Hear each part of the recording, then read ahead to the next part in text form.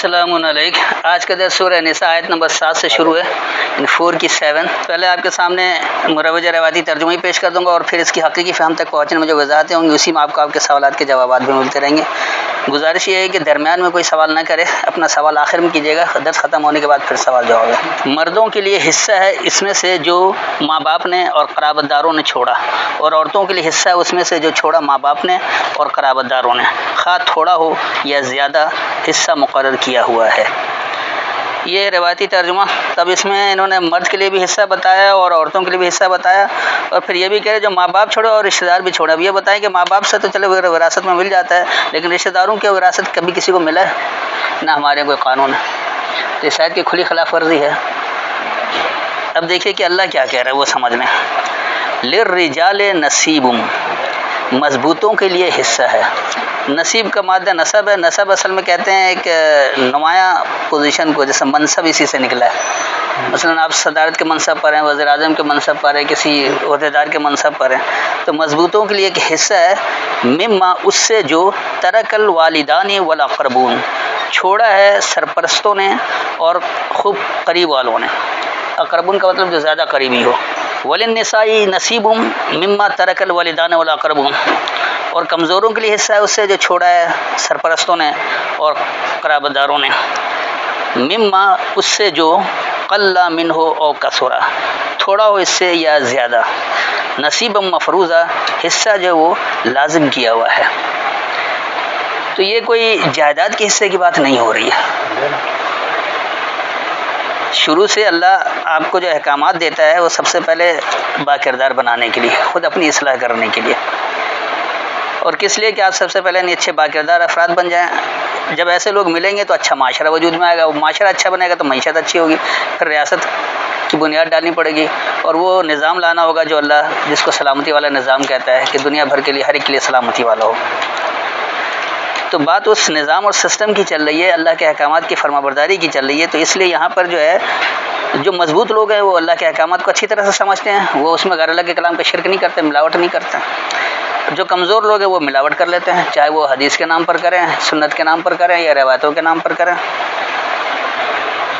تو یہ اسی کی بات ہو رہی ہے کہ مضبوط کے لیے تو حصہ اس سے ہے جو کچھ اس کے والدین نے یا قریب والوں نے چھوڑا ہے۔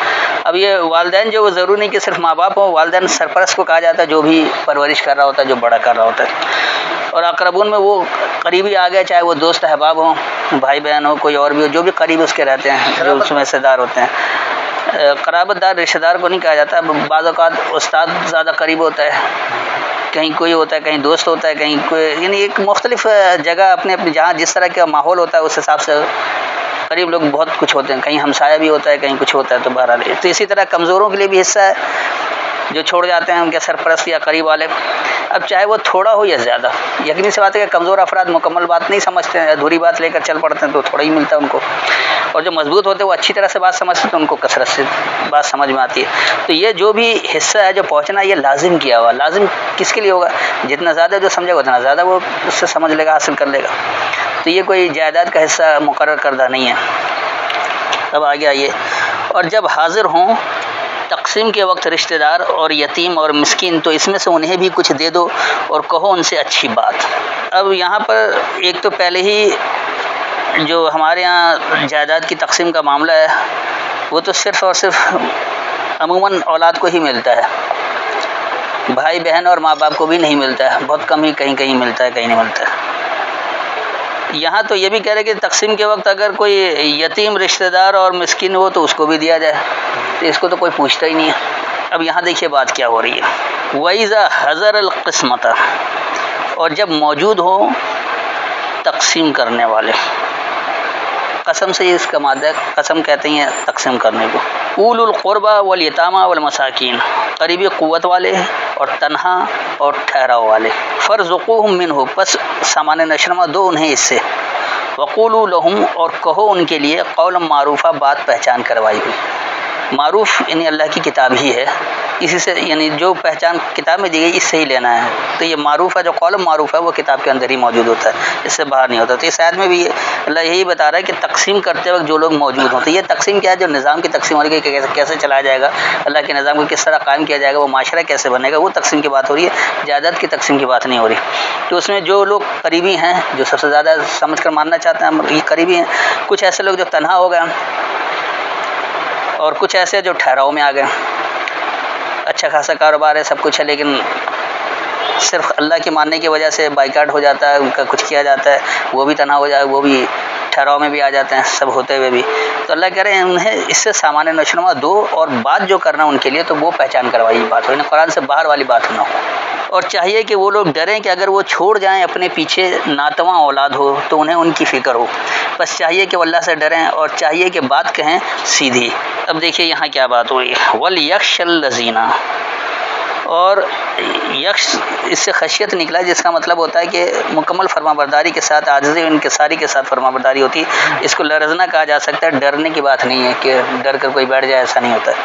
تو لرزتے ہیں وہ لوگ، لو ترکو، اگر وہ چھوڑ جائیں، من خلفہم، ان کے پیچھے سے، ذریتن، پھیلانے والے، ضعفن، جو زیادہ ہوں، کمزور ہوں، خافوا علیہم، انہیں خوف ہو ان پر، فلیتقوا اللہ، پس وہ اللہ کے پابند ہو جائیں، ولیقولوا، اور وہ کہیں، قولا سدیدا، سیدھی بات.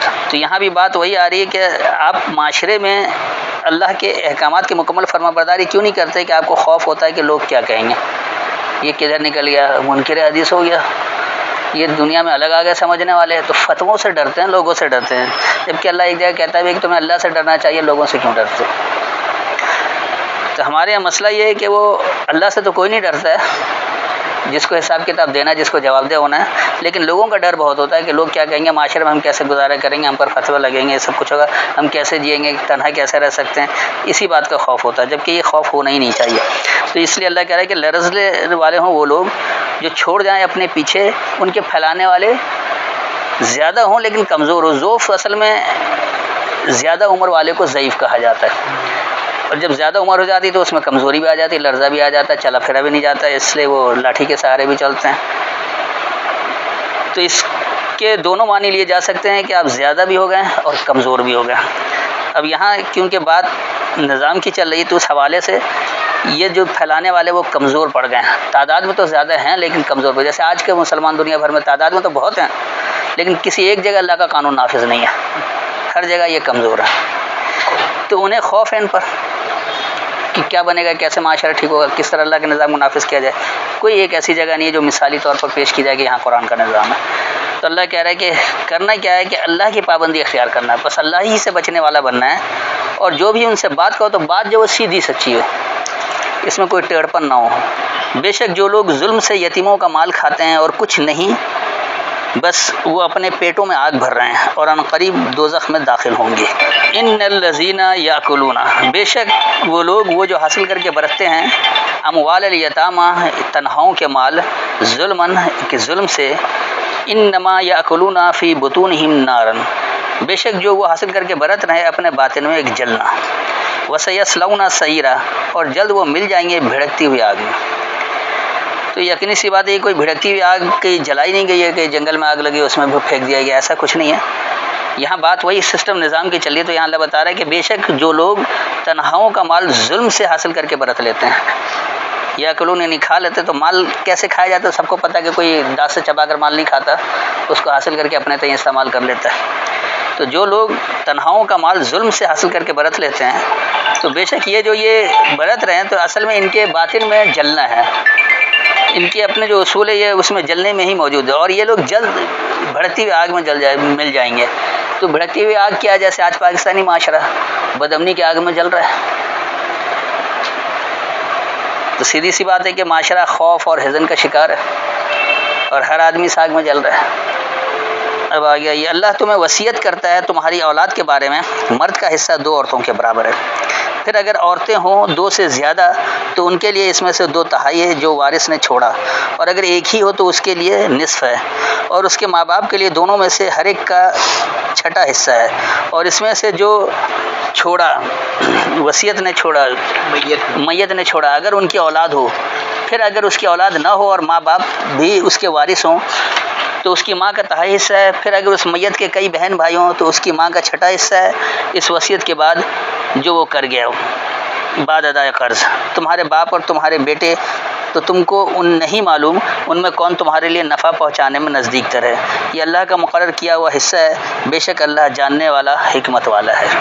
اس روایتی ترجمے سے جو حصے بکرے بنائے گئے ہیں عملی طور پر ناقابل عمل ہے. آپ حساب لگا کر دیکھ لیں کہ کوئی فرض کر لیں کوئی حصہ اور اسے اس طرح کا حساب لگائیں تو سیدھا سیدھا تو ہو جائے گا کہ چلو مرد کا 2 اور عورت کا 1. لیکن جب ماں باپ بھی آ گئے یا بہن بھائی بھی آ گئے تو پھر اس کو کیسے بانٹیں گے؟ اگر چھٹا حصہ وہاں پہلے نکالیں گے تو اس میں بچے گا کیا پھر اس میں سے؟ اور اگر پہلے ادھر 2 حصہ اور 1 حصہ کر کے دے دیں گے تو کیا بچے گا؟ ان میں سے کیسے نکالیں گے چھٹا حصہ؟ وہ چھٹا حصہ تو پورا بنے گا نہیں ٹوٹل کا. تو یہ ناقابل تقسیم فارمولہ ہے عملی طور پر. تو کیا اللہ کا حساب کتاب اتنا کمزور ہے کہ وہ قابل عمل بھی نہ ہو؟ تو ایسا نہیں ہے. اب یہاں دیکھیے اللہ کیا حکم دے رہا ہے. یوصیکم اللہ، اللہ تمہیں وصیت کر رہا ہے. تو یہ وصیت تو ہمارے ہاں تو مرنے والا کرتا ہے کہ اب مر رہا ہے تو میرے بعد وصیت ہو جائے. تو اللہ تو نہیں مر رہا کہ اللہ وصیت کرے. وصی کہا جاتا ہے حکم دینے کو، نصیحت کرنے کو. تو اللہ تمہیں یہ نصیحت کر رہا ہے، یہ حکم دے رہا ہے فی اولادکم، تمہارے پیدا کردہ میں. یہ اولاد کی بات نہیں ہے کہ وہ بیٹے بیٹی ہی ہوں، تمہارے پیدا کردہ میں. آپ اپنے حالات خود پیدا کرتے ہیں. للذکر مثل حظ الانثیین، تو یاد دہانی لینے والوں کے لیے مثال ہے نرمی سے فائدہ اٹھانے والے کا حظ لینا. حظ کہا جاتا ہے جیسے آپ کوئی اچھا کھانا کھاتے ہیں، بہترین ذائقہ ہوتا ہے تو اس کے ایک لطف جو ہے کافی دیر تک لیتے رہتے ہیں کھانے کے بعد بھی، اس کو حظ کہا جاتا ہے.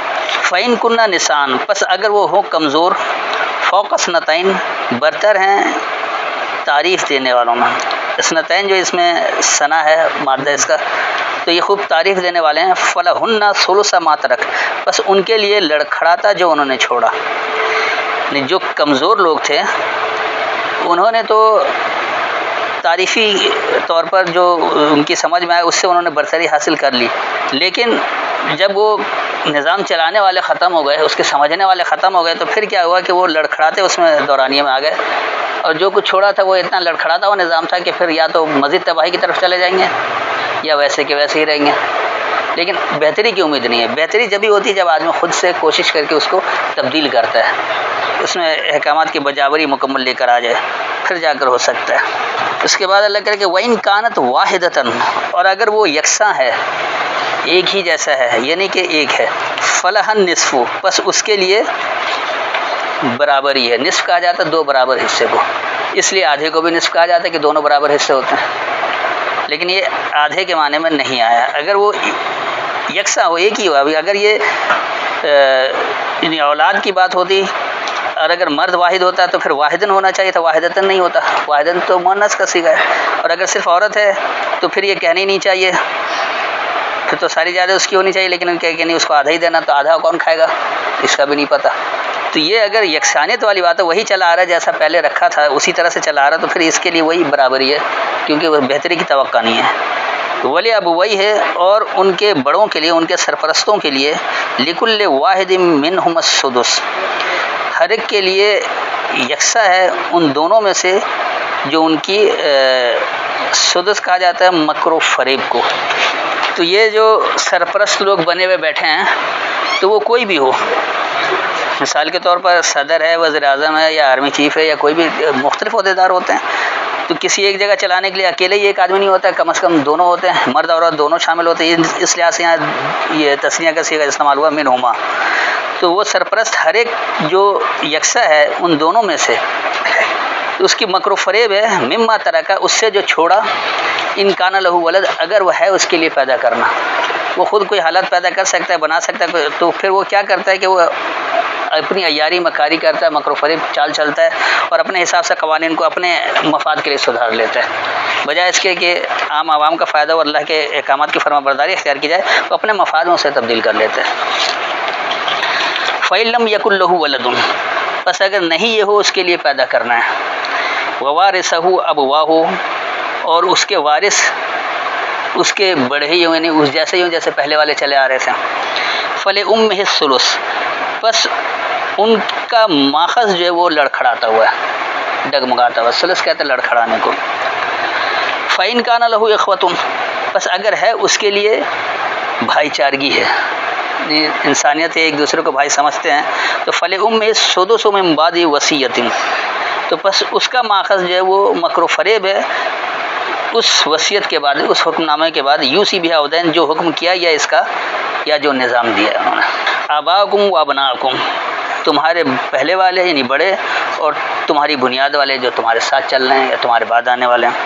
لا تدرون، تم ادراک نہیں رکھتے ہو، ایہم اقرب لکم نفع، کہ ان دونوں میں زیادہ قریب تمہارے لیے نفع میں کون ہے۔ جو تمہارے بڑے چلے گئے، جو انہوں نے نظام بنایا تھا، کیا وہ زیادہ اچھا تھا، یا جو اب تمہارے ساتھ قریب آ گئے ہیں، تمہاری بنیاد والے بن رہے، کیا وہ چلو اسی کو لے کر چلیں گے، آپ جس سے مستقبل میں امید لگائے بیٹھے ہیں، تو ان دونوں میں سے زیادہ قریب تمہارے لیے نفع میں کون ہے، تمہیں نہیں پتہ ہے۔ فریضۃ من اللہ، اللہ سے لازمیت ہے، جو فرض ہے، جو فرض کیا ہوا لازم کیا ہوا وہ اللہ سے ہے، تو اللہ کے احکامات کو سمجھا جائے وہ لازم ہے۔ اگر اس کو پہلے والوں نے قائم کر دیا تو بعد والے ویسے ہی لے کر چلیں گے، اور اگر پہلے والے قائم نہیں کیے تو اس میں تبدیلی لا کر اللہ کی فرمانبرداری اختیار کروائی ہے۔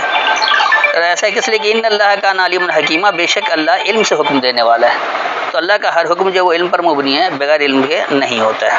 اب آ گیا یہ، اور تمہارے لیے آدھا ہے جو چھوڑیں تمہاری بیویاں اگر ان کی کچھ اولاد نہ ہو، پھر اگر ان کی اولاد ہو تو تمہارے لیے اس میں سے جو وہ چھوڑیں وصیت کے بعد چوتھائی حصہ ہے، جس کی وہ وصیت کر جائیں، یا بعد ادائے قرض، اور اس میں سے ان کے لیے چوتھائی حصہ ہے جو تم چھوڑ جاؤ اگر نہ ہو تمہاری اولاد، پھر اگر تمہاری اولاد ہو تو تم چھوڑ جاؤ، اس میں سے ان کا 8واں حصہ ہے اس وصیت کے نکالنے کے بعد جو تم وصیت کر جاؤ، یا ادائے قرض۔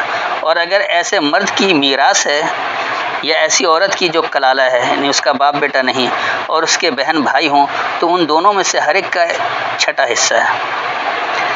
پھر اگر وہ ایک سے زیادہ ہوں تو وہ سب شریک ہیں 1/3 میں اس وصیت کے بعد جو وصیت کر دی جائے، یا بعد ادائے قرض، بشرطیہ کہ کسی کو نقصان نہ پہنچایا ہو، یہ اللہ کا حکم ہے، اور اللہ جاننے والا حلم والا ہے۔ بات وہی آ جاتی ہے کہ اس فارمولے سے تقسیم کیا ہی نہیں جا سکتا، اس کو الگ سے بیٹھ کر خود ایک فرضی وراثت بنا کر آپ تقسیم کر کے دیکھ لیں تو اٹک جائیں گے، کہیں نہ کہیں ہو ہی نہیں پائے گا، کچھ بچ جائے گا یا کچھ زیادہ کم پڑ جائے گا۔ تو یہاں دیکھیے کہ بات کیا ہو رہی ہے، وَلَكُمْ نِصْفُ مَا تَرَكَ، اور تمہارے لیے برابر ہے جو چھوڑا ازواجکم، تمہارے ساتھیوں نے، تمہارے ساتھی نے جو چھوڑا ہے تمہارے لیے وہی برابر ہے۔ اِلَّمْ يَكُنْ لَهُنَّ، اگر نہیں یہ ہو ان کے لیے ولد، پیدا کرنا ہے، فَإِنْ كَانَ لَهُنَّ وَلَدٌ، بس اگر ہے ان کے لیے پیدا کرنا ہے، فَلَكُمُ الرُّبُعُ، بس تمہارے لیے خوب مضبوطی ہے، مما ترکنا، اس سے جو انہوں نے چھوڑا، من بعد وصیتن، اس حکم کے بعد، اس وصیت کے بعد سے، یوسینا بہا اودین، وہ جو نصیحت کی گئی اس کی یا جو نظام ہے، وَلَهُنَّ الرُّبُعُ، اور ان کے لیے خوب مضبوطی ہے، مما ترکتم، اس سے جو تم نے چھوڑا، ان لم یکن لکم ولد، اگر نہیں یہ ہو تمہارے لیے پیدا کرنا ہے، فَإِنْ كَانَ لَكُمْ وَلَدٌ، پس اگر ہے تمہارے لیے پیدا کرنا ہے، فَلَهُنَّ الثُّمُنُ، پس ان کے لیے، اب انہوں نے تو 8واں کر دیا، جبکہ سمن جو ہے وہ پھل کو کہا جاتا ہے، فائدے کو، جیسے سمن قلیلہ آتا ہے کہ زیادہ فائدہ نہیں حاصل کرو، مما ترکتم، اس سے جو تم نے چھوڑا، من بعد وصیتن، اس نصیحت کے بعد، توصون بہا اودین، تمہیں جو نصیحت کی گئی اس کی یا جو نظام ہے، وَإِنْ كَانَ رَجُلٌ، اور اگر ہے مضبوطی ہے، یورث کلالتن، اس کا وارث کلالہ ہو۔ کلالہ کیا چیز ہے؟ یہ انہوں نے تو کر دیا کہ جس کا باپ بیٹا نہ ہو، ایسا نہیں کہا جاتا، کلالہ اس کو کہا جائے تو پژمردہ ہوتا ہے، خود سے کام کرنا بھی نہیں آتا ہے، اور وہ کہہ رہے اتنا بگڑا ہوا معاشرہ کیسے ٹھیک ہو سکتا ہے، ہماری نسلیں ختم ہو جائیں گی، نہیں ہوگا، ذہنی طور پر وہ بالکل ہی ناکارہ ہوتا ہے۔ تو ایسے آدمی اگر اقتدار میں آ جائے تو وہ کیا کرے گا؟ وہ تو پورا تباہی کی طرف لے جائے گا کہ وہ ٹھیک کر ہی نہیں سکتے، ساری دنیا ٹھیک نہیں ہے، میں اکیلے کیسے کر سکتا ہوں، وہ نہ خود ٹھیک ہوگا نہ دوسروں کو ٹھیک ہونے دے گا، مزید اس میں خرابی پیدا کر دے گا۔ اوی مراتن، یا جو انسانیت ہے، ولہ، اس کے لیے، اخن، مقصدیت ہے، او اختن فلکل واحد منہم السدس، یا وہ جو مقصدیت ہے، یہ اختن آ گیا جماعت کے لیے، اخن جو ہے وہ واحد کے لیے ہوتا ہے کہ ایک انسان جو اکیلے سوچ رہا ہے، اور اختن ایک جماعت کی صورت میں، کیونکہ اقتدار ہمیشہ جماعت کی صورت میں ہی لوگ آتے ہیں، تو فلکل واحد منہم السدس، پر ہر ایک کے لیے ایک ہی ہے ان دونوں میں مکر و فریب، تو تو جو جماعتی صورت میں اس طرح کے لوگ آتے ہیں جو پزمردہ بھی ہوتے ہیں، ان کے اندر انسانیت بھی نہیں ہے، صرف باتیں ہی باتیں ہیں کہ ہم بھائی ہیں اور ہم فلاح چاہتے ہیں، ہم تو عوام کا بھلا چاہتے ہیں. تو یہ دونوں اس طرح کے ہیں، چاہے وہ جماعت ہو یا انفرادی طور پر ایسے افراد ہوں، یہ صرف مکر و فریب کرتے ہیں، چالے چلتے ہیں. فَإِن كَانُوا أَكْثَرَ مِن ذَلِكَ، پس اگر وہ ہو اکثریت میں اسی سے، فہم شرکاء، پس وہ شریک کار ہیں، فی الثلث، لڑکھڑانے میں، من بعد وصیۃ یوصی بہا أو دین، اس نصیحت کے بعد جو نصیحت کیا گیا اس کی یا جو نظام ہے، غیر مضارن، علاوہ ضرر پہنچانے کے، نقصان کے، وصیۃ من اللہ، تو اللہ سے یہ وصیت ہے، یہ حکم ہے، واللہ علیم حلیم، اور اللہ بردبار علم والا ہے. تو بس آج کا درس یہاں تک رکھتے ہیں. اب سوال وغیرہ کیجیے گا. تو یقینی سی بات ہے کہ آج سوال بہت ہے، مجھے بھی پتہ ہے، جس کا پھر جواب دیا جاتا ہے. السلام علیکم.